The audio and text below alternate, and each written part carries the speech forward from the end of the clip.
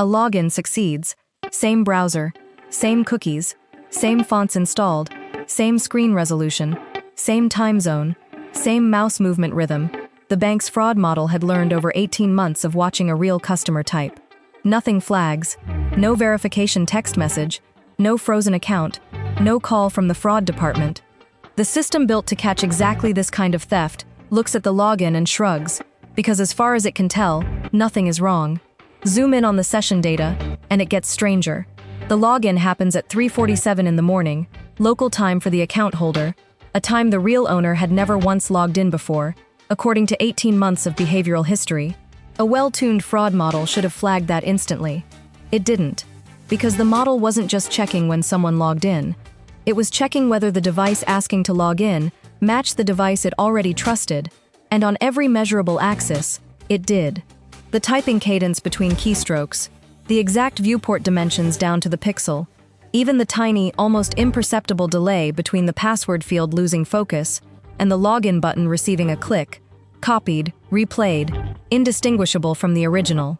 Even the scroll velocity on the login page, the way a cursor drifted a few pixels off a link before correcting course, the order in which browser tabs had been opened that session, all of it lifted wholesale from a machine 3,000 miles away and replayed with the patience of something that had never once been in a hurry. The account isn't being accessed by its owner. It's being accessed by a stranger 3 time zones away, using a browser extension that copied the victim's entire digital identity down to the pixel. For less than the cost of a sandwich, that stranger bought the ability to become someone else's computer. Within 11 minutes of that login, roughly $4,000 moved out of the account in 3 separate transfers, each one sized just under the threshold that would have triggered a manual review. Whoever was on the other end of that session didn't just have the victim's fingerprint. They knew exactly how the bank's internal review thresholds worked, because thousands of buyers before them had already tested those limits and compared notes. Picture the other end of that session for a moment, because investigators eventually did. A small rented apartment, 2 monitors, a VPN chain routed through 3 countries before it ever touched the bank's servers, and a spreadsheet, an actual spreadsheet, the kind anyone might use to track a budget, logging which bots had been purchased, which had already paid out, and which were still sitting untouched, waiting for a quiet hour to drain. The stranger wasn't some shadowy mastermind hunched in a server closet. By the accounts investigators later pieced together, this was often someone with a day job, working through a purchased inventory, the way a reseller works through a pallet of returned electronics, methodically, without urgency, because the whole appeal of the system was that nothing about it required urgency. The bank's fraud model wasn't just tricked, it was outpatienced. The site that sold it to him didn't look like a criminal marketplace. It had a search bar, it had customer reviews, it had a shopping cart, a refund policy, even a live chat button in the corner. Researchers who found it kept describing it the same way, almost against their will. It looked like Amazon. Filter by country of origin, filter by account balance range, filter by whether the bot came bundled with an active session token, meaning a buyer wouldn't even need to enter a password. They could ride the victim's already logged-in browser session straight through the front door. Its name was Genesis Market. For roughly 6 years, it ran a business that no bank, no browser, and no fraud team fully understood how to stop. Underground forum posts from its earliest days, later recovered by researchers, describe it launching quietly in 2018, with barely a few thousand listings, an operation modest enough that competing marketplaces didn't bother mentioning it in their own marketing. It took less than 2 years for that modest catalog to outgrow every rival selling stolen logins the old-fashioned way, one leaked password at a time. And when federal agents finally reached it, the thing that gave it away wasn't a leak, a snitch, or a courtroom deal. It was a single piece of digital fingerprint the marketplace's own operators reused one time too many. This is the story of how a store built to make its buyers invisible got unmasked by the exact technology it was selling. Before Genesis Market, stolen data was messy. A hacked password here, a leaked credit card there, sold in scattered batches on forums where half the listings were scams, half the sellers vanished after payment, and the data itself was often stale by the time anyone tried to use it. What made Genesis different is that it didn't sell passwords. It sold people. Not literally, but functionally close. Full behavioral packages pulled from an infected computer, called bots internally.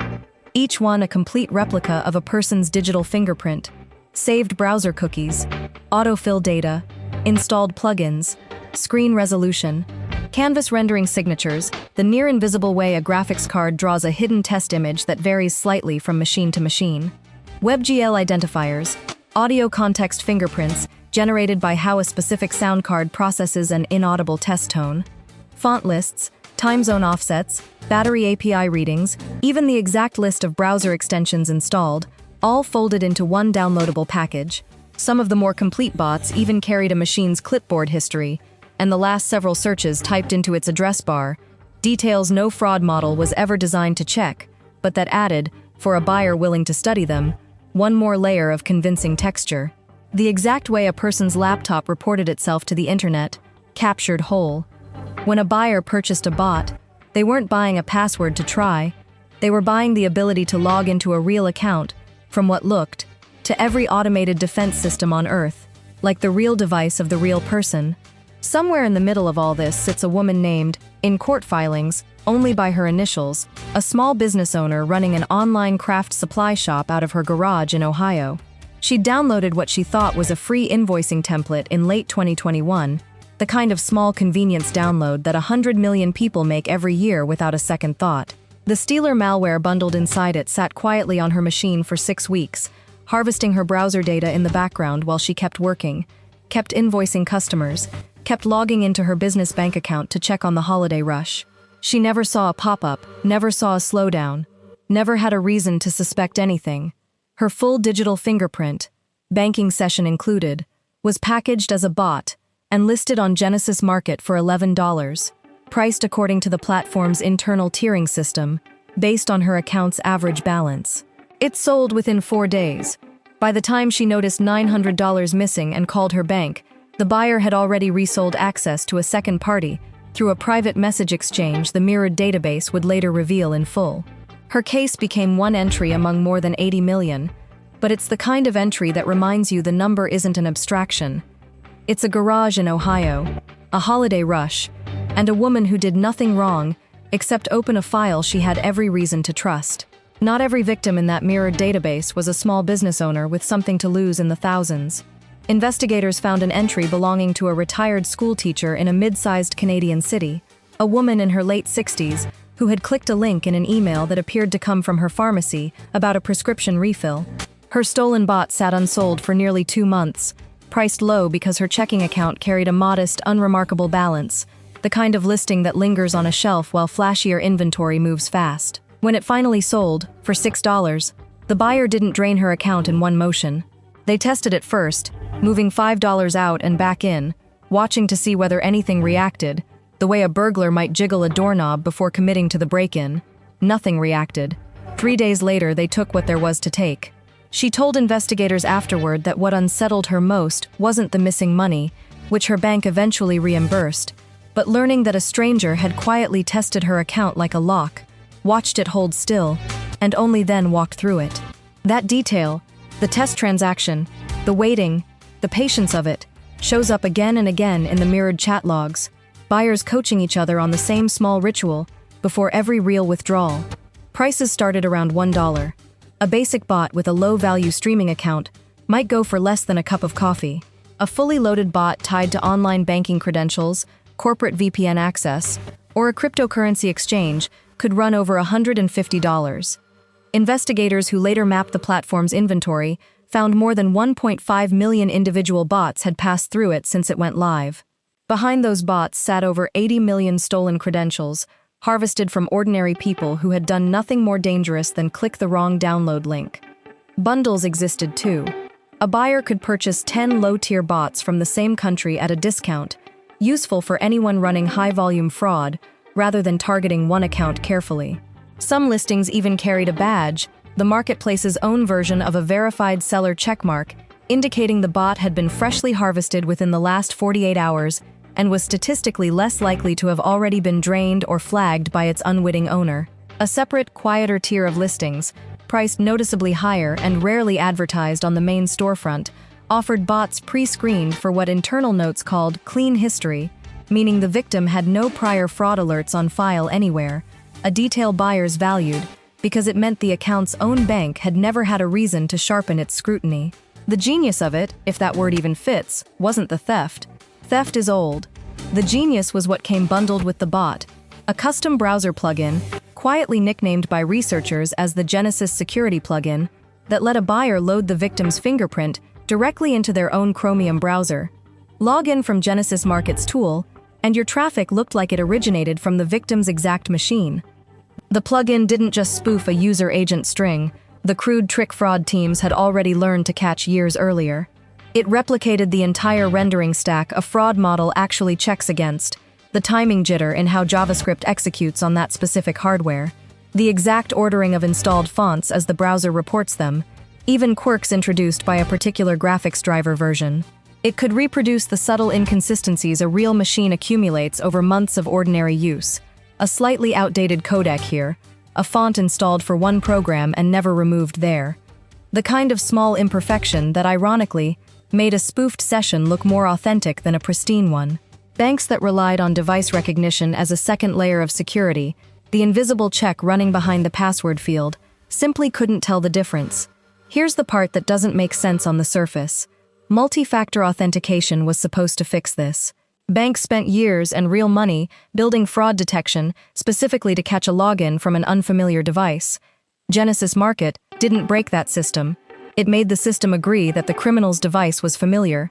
The defense worked exactly as designed and still let the thief through the front door. Some of the higher-tier bots even came with the victim's saved multi-factor authentication tokens, or a snapshot of an already authenticated session, meaning the second factor had already been satisfied hours or days earlier, long before the buyer ever touched the account. The lock was real, the key was real, and it had simply been handed to the wrong person in advance. Behind the storefront, Genesis ran like a company that took customer service seriously, which is its own kind of unsettling. There was a live support chat, staffed in rotating shifts by moderators, who answered in stilted but functional English at almost any hour. There were how-to guides for buyers unfamiliar with fingerprint spoofing, complete with screenshots walking a newcomer through installing the plugin and loading their first bot. There was a rating system, so a buyer burned by a stale or already drained bot could leave a review, and the marketplace would refund credit if too many complaints piled up against a listing, a dispute resolution process not meaningfully different from any legitimate online retailers. Moderators occasionally posted community announcements reminding buyers to leave honest reviews, warning that fake 5-star ratings would be detected and the offending account suspended. There was even, according to logs later recovered, an internal escalation path for buyers who felt a refund had been unfairly denied, complete with a second-tier moderator whose job was specifically to review disputed cases, an appeals process, in other words, for stolen identities. Somewhere, a person or a small team was managing customer satisfaction for a business built entirely on human wreckage and treating it with the same operational discipline as a legitimate startup. I spent hours going through the public case materials on this one, and one detail kept nagging me. The malware feeding Genesis its inventory wasn't exotic. Strains like Redline, Raccoon, and Azoralt, commodity information stealers, the kind sold cheap on other forums for as little as a few $100s a month as a subscription service, the kind that antivirus companies had signatures for years before Genesis scaled up. Redline alone, security researchers found, was distributed primarily through cracked software downloads and fake game cheats advertised on video platforms, often with a YouTube video walking a target through disabling their own antivirus, so the crack works properly. A single sentence of social engineering that did more damage than any zero-day exploit. The victims weren't targeted individually. They were background noise, swept up by mass phishing campaigns and cracked software downloads, and then sorted, packaged, and priced by an automated pipeline on the other end. Ordinary carelessness, converted into inventory, at industrial scale. Picture the pipeline itself for a second, because it's worth seeing clearly. A victim clicks a download link. Within seconds, the stealer executes, and a compressed log file, nicknamed a stealer log in the underground, travels automatically to a command and control server. From there, an automated parser strips out anything useful: saved passwords, cookies, autofill entries, cryptocurrency wallet files, the fingerprint data itself. That parsed package is checked against existing inventory to avoid duplicate listings, priced according to a rules engine that weighs the presence of banking domains, corporate email addresses, or wallet software, and then posted to the storefront, all without a human ever touching a single step, from infection to listing, in under an hour, in the most efficient cases investigators observed. Months after the takedown, one of the men arrested in that April sweep agreed to an extended interview with investigators in exchange for a reduced charge, and the transcript of that session is one of the stranger documents in the whole case file. He'd been picked up in a small apartment outside a mid-sized European capital, the kind of raid that from the outside looked almost anticlimactic. No barricade, no resistance, just a man in pajama pants opening the door to find 6 armed officers on the other side. Investigators had spent weeks building a profile of him purely from purchase patterns. A buyer who bought low-tier bots in bulk, 5 or 6 a week, always paying in the same cryptocurrency wallet, always cashing out through the same chain of prepaid debit cards within 48 hours of a purchase. In the interview room, asked to walk through a single week of his routine, he described it the way someone might describe a part-time retail job: check the new listings each morning, buy what fit his budget, drain what he could before the account owner noticed, move on. When an investigator asked whether he'd ever thought about who was on the other end of one of those accounts, the transcript records a long pause before he said he tried not to, because it was easier that way. It's not a dramatic confession. It's a quieter, more uncomfortable one. The sound of an entire criminal economy running on people who had simply decided not to look too closely at what they were buying. A separate arm of the investigation spent weeks just cataloging what had actually been stolen, and the number kept climbing in ways that unsettled even people who'd worked cybercrime cases for years. Analysts working through the mirrored data built a rough taxonomy of victim types.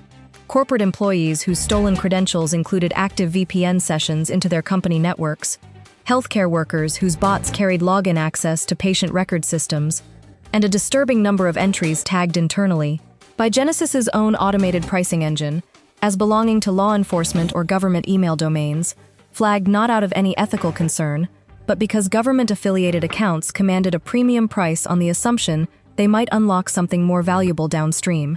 One forensic analyst working the case would later describe the sensation of scrolling through the inventory list as less like reviewing evidence and more like reading a phone book of an entire country that didn't know it had been robbed. By 2020, security researchers estimated Genesis had more than 400,000 bots listed for sale at any given moment, replenishing constantly as new malware infections rolled in. The marketplace wasn't a static shelf of old stolen goods. It was a live feed, refreshing in real time, the way a legitimate e-commerce site restocks inventory overnight. Some researchers who tracked the site's growth curve compared it, unfavorably, to watching a legitimate SaaS company's dashboard: steady week-over-week growth, seasonal spikes around major shopping holidays when more people clicked more unfamiliar links, and a churn rate on old listings that suggested a genuinely competent operations team keeping stale inventory off the shelves. What's most surprising about this case isn't the scale. It's that almost nobody outside a narrow slice of the cybersecurity industry had ever heard of it. Genesis Market didn't advertise. It ran invitation only for stretches of its existence, screening new buyers, keeping a low profile, precisely because visibility was the enemy of a business model built on staying unremarkable. New members frequently needed a personal invite code from an existing buyer or a vouch from a moderator, a gatekeeping mechanism that doubled as a trust network. Burn your invite code by getting caught, and the person who vouched for you took the reputational hit along with you, which kept behavior inside the marketplace unusually disciplined for a criminal enterprise. The stranger draining that bank account at the top of this story could have been sitting in an internet cafe on the other side of the planet, and neither the bank nor the victim would ever know the difference, which was, of course, the entire point. The closure came, but not for Genesis. It closed for one investigator's patience. November 2022. A cybercrime unit inside the FBI's Milwaukee field office had been quietly mapping Genesis Market's infrastructure for the better part of a year. Not raiding, not announcing, just watching. The unit, working alongside a small rotating team of analysts on loan from the Bureau's cyber division in Washington, had inherited the case from an earlier, smaller inquiry into a single compromised regional credit union, and only realized the scale of what they were looking at after tracing that one incident back to a bot purchase. Analysts on the team spent long stretches simply lurking inside the marketplace itself, posing as low-tier buyers to watch how listings refreshed, how support tickets were resolved, how disputes escalated. Building a behavioral map of the platform's internal rhythms the same patient way a wildlife researcher logs the habits of an animal it isn't yet ready to approach. The plan, if it worked, depended on nobody inside the marketplace ever suspecting they were being observed. One wrong move, one server taken down too early, and the operators would simply relaunch under a new domain, the way darknet markets so often did after a scare. Genesis itself had already survived at least 2 prior scares by doing exactly that, migrating domains within days, each time a security researcher published findings that got too close. Here's the question that mattered most in that Milwaukee office. How do you find the physical servers behind a marketplace that was specifically engineered to hide them? The obstacle wasn't a lack of leads. It was too many false ones. Genesis operated across a scattered mesh of mirrors, clearnet domains, onion addresses, backup URLs the operators rotated whenever one got flagged.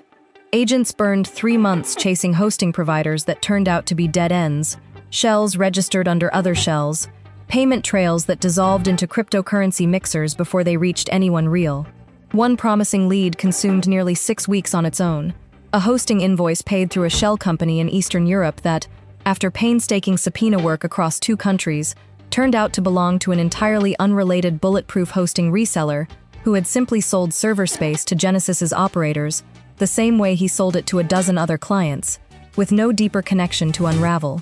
For a while, the investigation had a mountain of data and nothing solid enough to act on, and more than one agent on the task force has since described that stretch as the point where the case nearly stalled out entirely, shelved behind higher priority ransomware investigations, competing for the same analyst's time.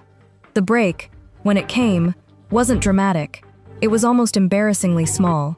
Investigators, sifting through the technical scaffolding of Genesis Market's own backend, noticed that several supposedly separate server instances, mirrors that were meant to look independent, distributed, redundant, were quietly sharing the exact same underlying digital fingerprint, a reused TLS certificate, a duplicated configuration signature, the kind of operational shortcut that saves a systems administrator time and, in doing so, quietly hands investigators a thread connecting addresses that were never supposed to be connected. The analyst who first spotted the overlap has since described it, in an internal briefing later summarized in court documents, as noticing that 2 servers registered an ocean apart were, in effect, wearing the same coat, a detail so small it had been sitting in plain sight in publicly scannable certificate transparency logs for months before anyone thought to cross-reference it against the rest of the case. It's almost funny, in the way this whole story keeps being almost funny. Genesis Market's entire business rested on selling other people's unique digital fingerprints so buyers could impersonate someone else. And the platform's own infrastructure got unmasked because its administrators reused one fingerprint too many. Across servers, they'd sworn to keep looking separate. That single reused signature let the team correlate what had looked like unrelated hosting locations into a single map of real, physical infrastructure. Servers investigators could actually trace to actual data centers, in actual countries, with actual legal jurisdiction over them. From that one certificate, the map unfolded quickly. A hosting cluster in one European country, a secondary failover cluster in another, and a set of administrative access logs that, cross-referenced against login timestamps, began to suggest a rough working pattern for whoever was managing the platform day to day. Hours that lined up suspiciously well with a single time zone, despite every effort the operators had made to appear to be operating from nowhere in particular. Analysts cross-referenced those working hours against public holidays in 3 candidate countries, narrowing the likely home base further, the way a detective narrows a suspect pool by noticing which days someone consistently didn't show up for work. The mapping was quiet. Deliberately, painfully quiet. Once the FBI had located the core back-end, the goal shifted from finding the servers to getting inside them without anyone noticing, and then staying inside for months, copying everything, while the marketplace kept operating exactly as normal above their heads. Before that quiet infiltration could even begin, a separate forensic unit had to solve a narrower, less glamorous problem. How do you preserve digital evidence pulled from a live criminal server in a way that will actually survive a defense attorney's challenge in 7 or 8 different national courts at once? Investigators built a chain of custody protocol from scratch for this case, cryptographically hashing every fragment of mirrored data the moment it touched a federal system, timestamping each copy against multiple independent clock sources, and maintaining parallel evidence logs in every participating country's preferred format so that a prosecutor in Amsterdam and a prosecutor in Milwaukee could each present the identical dataset without either side's version being challengeable as altered or incomplete. The forensic lab handling the physical side of this, the seized drives, the server hardware eventually recovered, worked out of a secured facility where every piece of hardware was photographed, logged, and sealed in evidence bags the moment it arrived, then imaged bit for bit onto write-protected storage before a single investigator was allowed to so much as boot the original drive, precisely so that no defense attorney could later argue the evidence had been altered by the act of examining it. It was unglamorous work, the kind that never makes it into a press conference, and without it, the entire case could have collapsed on a technicality, regardless of how good the underlying investigation was. Case closed on the "how did they find it" question. A new one opens immediately. Once you're inside, how long can you stay hidden before someone on the other end notices their own site behaving strangely? Getting quiet access to a criminal server and getting useful evidence out of it are two very different problems, and the second one nearly derailed everything.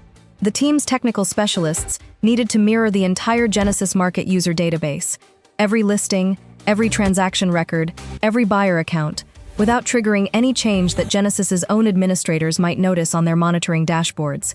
A sudden spike in server load, an unfamiliar read pattern, anything that looked like someone was quietly copying the whole operation onto a drive elsewhere. The specialists reportedly built custom throttling tools specifically for this operation, designed to mimic the normal, slightly irregular traffic pattern of legitimate buyer activity, rather than the smooth, constant draw of an automated backup process. Because it was precisely that kind of smooth, constant pattern that would have stood out to anyone glancing at a server load graph. The tools were tuned to pause during the platform's own quiet hours and resume gradually during its busiest windows, so that the extraction traffic never once produced a shape on a monitoring graph that a bored systems administrator might glance at and wonder about. For weeks, the mirroring ran in careful, deliberately slow increments, small enough not to register as anomalous, patient enough that the process stretched across the better part of 2 months, rather than the days it technically could have taken. Investigators would later describe it less like a raid and more like a stakeout that happened to be conducted entirely inside someone else's server room. At one point mid-operation, a routine software update pushed by Genesis's own administrators nearly disrupted the mirroring entirely, forcing the technical team to pause for nearly a week while they confirmed their access hadn't been affected. A tense stretch where nobody on the task force could be sure whether the update was ordinary maintenance or a sign the operators suspected something. Here's a detail from the wiretap-adjacent surveillance data that stuck with me. At one point during the mirroring, the marketplace's own moderators posted a routine maintenance notice to buyers, apologizing for slightly slower page load times. They had no idea they were describing, almost exactly, the cost of the federal government quietly copying their entire criminal enterprise in real time. Buyers in the site's own forums speculated openly about the cause in threads investigators were simultaneously reading in real time. One user guessed a DDoS attack from a rival marketplace, another blamed cheap hosting, and a moderator reassured everyone that engineers were on it, entirely unaware that the engineers actually responsible for the slowdown worked for the United States government. Consider, for a moment, what it must have looked like from inside a federal analyst's cubicle during that stretch, reading a criminal marketplace's internal customer service exchanges in real time, watching moderators reassure buyers that everything was fine, knowing that within months, every one of those reassuring messages would be read back to its author across a table in an interview room. One agent who worked the case described the sensation, in a later debrief, as watching a house being built out from under people who had no idea the foundation had already been condemned. Somewhere in that same window, one of the platform's senior moderators, known within the marketplace only by a handle investigators, would later connect to a real identity through the mirrored payment records, sat for what would eventually become a formal interview after his arrest the following spring. He didn't fit the image buyers might have imagined running the support desk of a stolen identity empire. He was, by his own account given to investigators, someone who had started as a low-level buyer years earlier, proven reliable enough to be trusted with minor moderation duties, and slowly absorbed into the operation's day-to-day customer service function, without ever meeting, in person or otherwise, the people who had actually built the platform's core infrastructure. Asked directly whether he understood the scale of harm the marketplace caused, His answer, according to the interview summary later filed with the case, was that he had thought of the buyers as customers and the sellers of stolen bots as suppliers, and had simply never thought much about where the inventory actually came from, a compartmentalization that let him do the job for years without, in his telling, ever picturing a specific victim.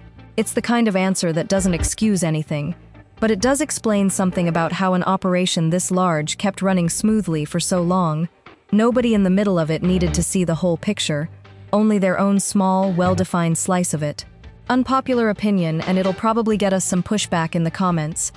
The 6 years Genesis market operated before this final push is at least as much an indictment of the fragmented, jurisdiction-locked way international cybercrime gets investigated as it is a story about clever criminals. No single country's law enforcement could have taken this down alone. The servers, the buyers, and the money moved across borders faster than any one agency's legal authority did.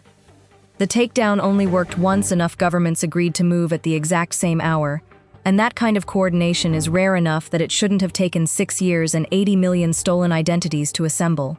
Every additional country brought into the planning process meant another legal system's warrant requirements to satisfy, another set of evidentiary rules to accommodate, another translation layer between agencies that don't normally share operational details this sensitive, and every one of those steps was a place the entire operation could have leaked.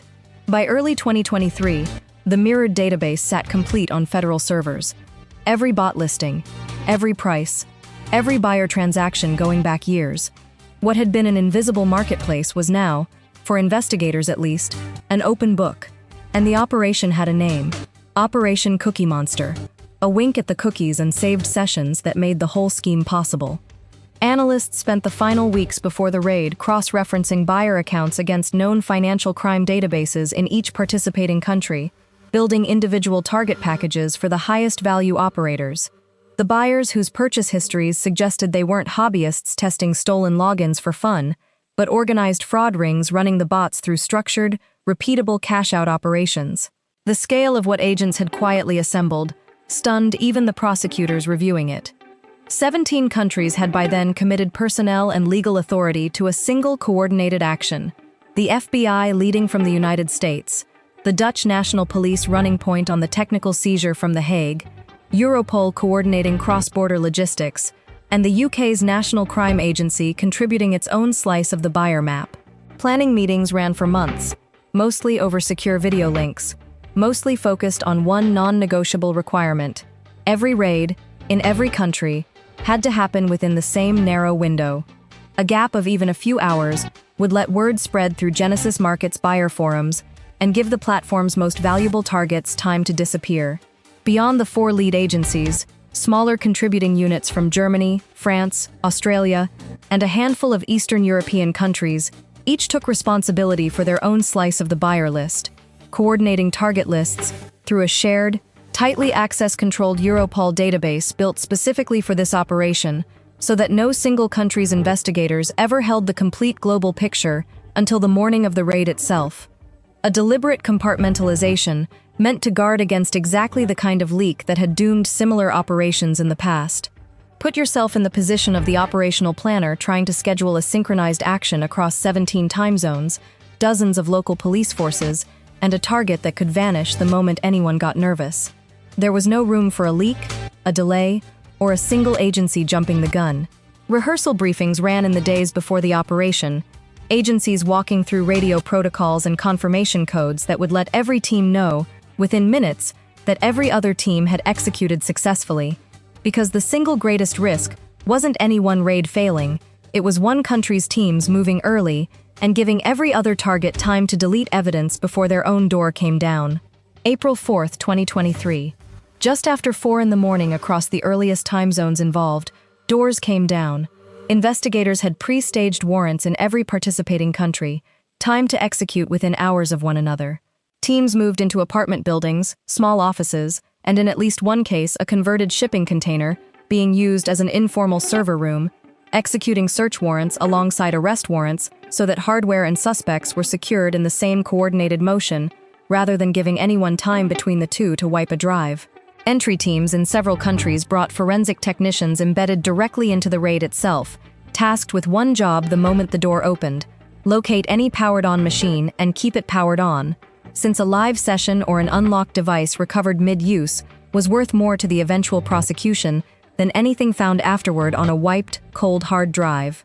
In one raid, agents reportedly found a suspect's laptop open to the Genesis Market admin panel itself, the screen still logged in, and the technician on scene had it imaged before the suspect had even finished being read his rights. By the time the operation wrapped, law enforcement had made roughly 119 arrests worldwide.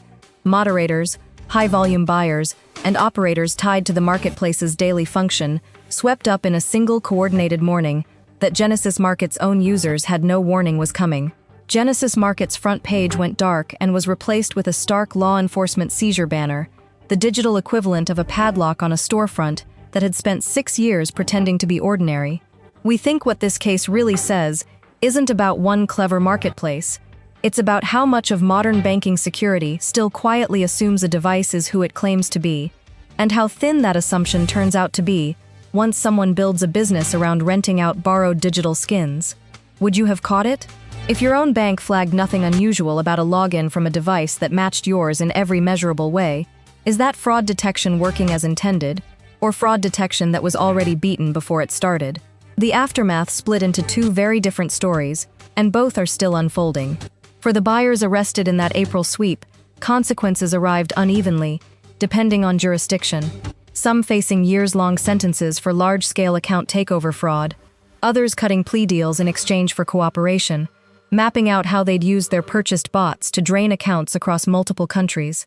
One buyer, arrested in a mid-sized European city, agreed to walk investigators through his entire cash-out process in exchange for a reduced sentence, describing a routine so mundane, it was almost more disturbing than anything dramatic would have been.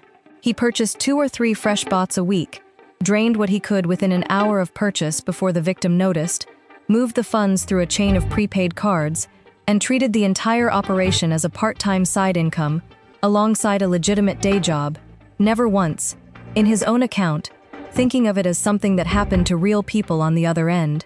A second defendant, arrested separately and initially uncooperative, changed his position after prosecutors showed him a printout of his own purchase history reconstructed from the mirrored database, line by line, bot by bot, dollar amount by dollar amount, and reportedly asked, according to a court filing, how they had gotten so much detail, seemingly unaware for months after his arrest, that the marketplace's entire backend had already been sitting on a federal server since before he'd made his last purchase.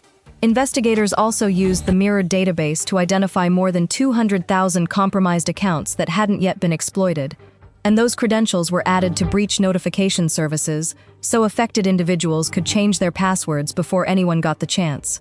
Among them, the mirrored data later confirmed, the small business owner from Ohio, whose second, still unsold banking session was flagged and disabled before a buyer ever touched it. A rare small mercy buried inside an otherwise grim dataset. But here's the part that doesn't wrap up neatly, and I think it's worth saying plainly instead of pretending the story has a clean bow on it. The actual architects of Genesis Market, the people who built the platform, wrote the fingerprint spoofing plugin, and ran its day-to-day operations, were never publicly named or confirmed captured in the arrests. The buyers went down. The moderators went down. The control panel that had been humming quietly for 6 years finally went dark. But the question of who actually built the machine, and whether they're still out there running something new under a different name, remains open. Investigators have said the case stays active, and court filings from several of the participating countries note ongoing efforts to trace a small number of administrative accounts whose activity simply stopped days before the raid. Early enough to suggest, though not confirm, that whoever held the deepest access to the platform may have sensed something was wrong and disappeared just ahead of the door coming down. That's not the ending true crime stories usually get, and it shouldn't feel satisfying, but it's the honest one. There's a line in the seizure paperwork that reads almost like fiction. Agents noted that even after the servers were down, buyer forum chatter continued for nearly 48 hours, users debating whether the outage was routine maintenance or something worse, refusing to believe the marketplace they'd trusted for years was actually gone. Some speculated a rival marketplace had launched a hostile takeover. Others insisted their money and pending orders would be restored once the maintenance concluded, posting in threads that investigators, still monitoring residual traffic to the seized infrastructure, watched scroll past in real time, a criminal marketplace's own user base, still performing customer loyalty toward a storefront that had already been dismantled out from under them. The tool built to make its users invisible had, in the end, made its own operators just visible enough. If you've made it this far, here's the strange full circle of this story.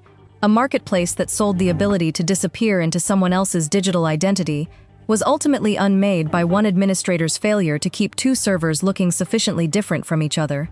The thing Genesis Market promised its buyers, total seamless disguise, turned out to be the one thing its own creators couldn't manage for themselves.